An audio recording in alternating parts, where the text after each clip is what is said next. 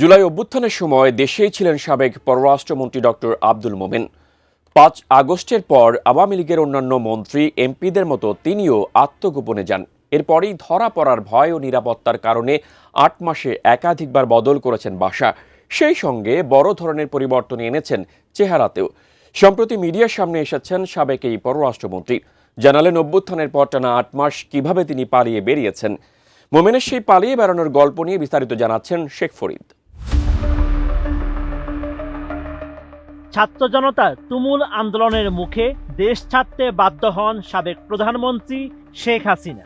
এরপর আওয়ামী লীগের অনেক নেতাকর্মীও দেশ ছেড়ে পালিয়ে যান। এমন পলাতক নেতাদের মধ্যে একজন হলেন সাবেক পররাষ্ট্রমন্ত্রী ও সিলেট ১ আসনের এমপি ডক্টর আব্দুল মোমেন। গণ অভ্যুত্থানের সময় দেশেই ছিলেন সাবেক এই পররাষ্ট্রমন্ত্রী। এরপর দেশের ভিতরেই পালিয়েছিলেন ৮ মাস। ধরা পড়ার ভয়ে একাধিকবার করেছেন বাসা বদল, মোবাইল ফোনের সিম বদলিয়েছেন ৬ বার। সেই সঙ্গে চেহারাও এসেছে আমূল পরিবর্তন, রেখেছেন দাড়িও। আমি বুঝি নির্মাণের শিল্প, সালাম স্টিল বোঝে ডিউরেবিলিটি। সালাম স্টিল, মোস্ট ডিউরেবল স্টিল। এখন তিনি রয়েছেন যুক্তরাষ্ট্রে। ১ বছরের অধিক সময় আব্দুল মোমেন ছিলেন অন্তরালে। সম্প্রতি তিনি নিজেই মিডিয়ার সামনে হাজির হয়েছেন। স্বভাবভঙ্গিতে জানিয়েছেন দেশে পালিয়ে থাকার ঘটনা। তবে কিভাবে তিনি যুক্তরাষ্ট্রে পৌঁছালেন সেটি বলেননি। যুক্তরাষ্ট্রে থাকা এক বাংলাদেশি সাংবাদিকের সঙ্গে তিনি ভার্চুয়ালি মিডিয়ায় কথা বলেন। ওই ইন্টারভিউতে ডক্টর মোমেন জানান, গণ অভ্যুত্থানের পূর্ববর্তী সময়ে তিনি যুক্তরাষ্ট্রেই ছিলেন। সেখান থেকে কয়েকদিন আগে দেশে ফিরেন।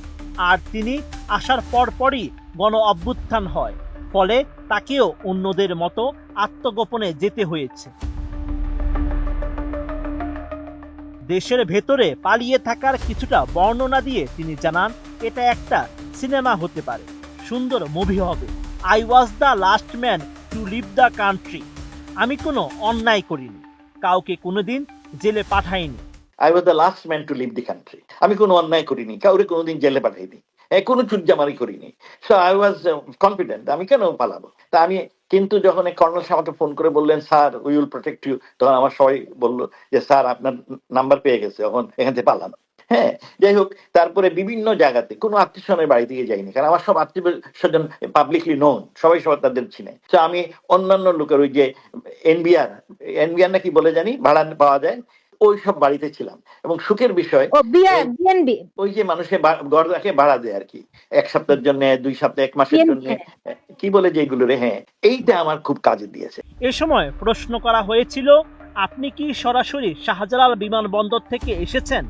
জবাবে ডক্টর মোমেন জানান, না, বিমানবন্দর তো আপনি যেতেই পারবেন না, ধারে কাছেও না। কিভাবে পালিয়ে এসেছি বলা যাবে কোনো এক সময়, এখন বলতে চাচ্ছি না, কারণ সরকারি লোকরাই আমাকে সাহায্য করেছে।